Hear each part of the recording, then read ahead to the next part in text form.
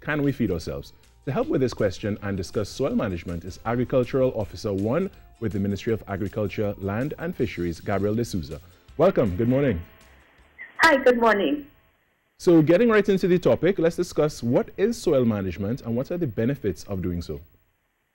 Okay, so basically this is how I wanted to let everyone know that a healthy soil gives a healthy plant, which gives a healthy animal, which gives a healthy human, which results in a healthy environment. It's a cycle. And when you understand how it's important to have good soil or to care for your soil and properly manage your soil, then you will be able to understand it. So soil management is basically applying different practices and treatments to your soil in order to protect that soil and also enhance its performance. You used the phrase good soil earlier. What is good soil and what are the components that make up good soil? Right. So at the Ministry of Agriculture Research Division specifically, we recommend and we advise farmers or even all producers to check their soil every 3 to 5 years.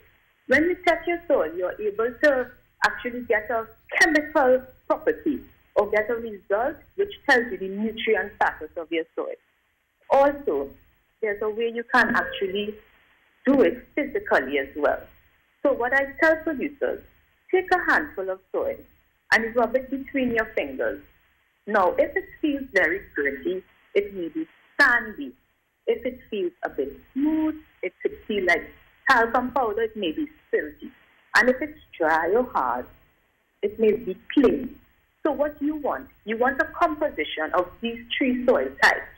So you basically want 40% sand, 40% silt, and 20% clay. Now, good soil is well aerated. Okay. It is adequately drained, it has a fine tilt, and it contains a vast amount of soil nutrients. All right, well, talk us through the process of preparation and care of soil. Right.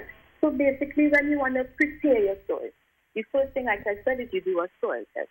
Now, we advise farmers 2 weeks before planting to apply cured manure. The reason you're applying it 2 weeks before is because you're trying to give it adequate time in order to work into the soil, to improve that physical structure, also to encourage soil organisms, and as well as to improve the chemical properties of the soil. So this is the nutrient content. Right. So when you're preparing the soil, right, you try not to over-till. The reason you till the soil is basically to break up those big clusters. You want to remove the weeds and you incorporate that organic matter in the soil. All right, and you know, for us who are trying to do our kitchen gardens and such at home, what are some of the natural homemade fertilizers that you would recommend? Right. So, well, now everybody's a cook and a chef, right? Right. So what we recommend, you see, after you boil your eggs on the morning after having breakfast, use that water from your eggs. Really? Because eggs provide calcium. Okay. Calcium now, it raises the pH of the soil. Now, pH is a measure of hydrogen in solution, which obviously affects the acidity or the alkalinity of the soil.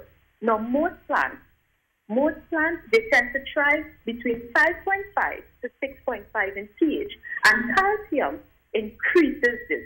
So let's just say your soil was 4.6, 4.7, 5.2. You add your eggshells or even your egg water, right? And this will increase that calcium, not right at the moment, but eventually. Right. So besides eggshells, you could use your coffee grounds, you could use your vegetable peels, your banana peels, whatever. Even if you're mowing the lawn, you can use grass clippings, dried leaves when you're sweeping your yard, and you make your compost.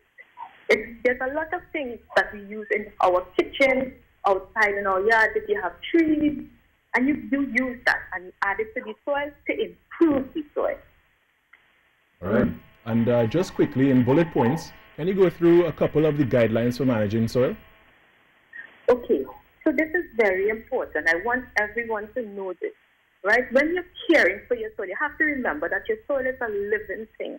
And you will get, once you know this saying, What you reap what you sow. Right. So basically, the guideline would be to care for the soil. You want to ensure that you add organic matter to the soil. You try not to overtill. You manage your water sources. You try like yesterday, or this cropping cycle, you're planting tomatoes. You don't want to plant tomatoes again after that. You want to rotate that crop. So if you're after tomato, you probably want to plant bodi or pigeon peas, and then after your bodi and pigeon peas, you want to plant lettuce. Because then you're encouraging a vast amount, a plethora of soil organisms, which will then benefit your soil. Because it not only improves your physical structure, it improves your chemical property of your soil. And just before we close, just one more tip I'd need. There are, you know, of course, people doing their kitchen gardens and stuff at home right now. There may be pests that may come along to attack their crops. Do you have any? Yeah. Do you have any guidelines on some natural things we could use to try to prevent pests from attacking crops? Yes. So in agriculture, we call that companion planting. Now, when you do companion planting, it is actually using 2 plants or 3 plants in order to, if it's to get a benefit, whether it's a nutritional benefit or if it's to deter weeds or if it's to deter pests in this case. So, for example, people who plant in tomatoes, we recommend that you all plant basil or seasoning, because these strong scented plants, they are able to repel insects and pests. Well, that is something I learned this morning. I do hope that the public was paying attention to that too. Because, I hope so too. Yeah. But I want to thank you so much for joining us this morning and giving us this very, very insightful and informative information on how to manage soil and you know, how to successfully grow crops at home and these things as well. So I want to thank you so much. Can I say one more thing? Sure. Sure. And also for the viewers, what I want you all to do, because we have our website, so you can go at agriculture.gov.tt, or you can even go on our Facebook page at ETIS Division. We have a mass amount of home gardening protocols, whether it's how to set up your compost, whether it's to start hydroponics, grow box, it's there. All the information is there on our website and it's there on our Facebook page. If you need to contact us, you might owe me directly, you call 646-4335-7. We are here and we are here to serve you. So it's no longer from farm to table. It's from kitchen to your own table. Food security and sustainability.